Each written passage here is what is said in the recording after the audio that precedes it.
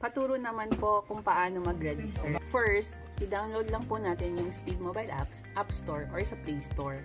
Then, click po natin yung sign up. Tapos, lalabas po dyan yung existing member or new member. Click po natin yung new member kung hindi pa tayo member ng Speed at existing member naman if naka-register na tayo sa Speed.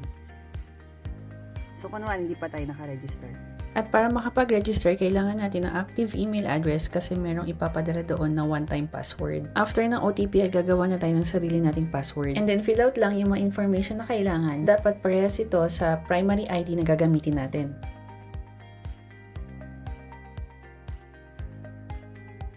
Kung tayo ay foreigner dito sa Japan, residence card ang primary ID na dapat gamitin. At piliin lang natin yung applicable na visa type. At para sa mga Japanese, driver's license, passport, or My Number ID card ang pwedeng gamitin. Kung hindi pa available yung My Number mo, kahit number 1 na lang yung ilagay mo muna.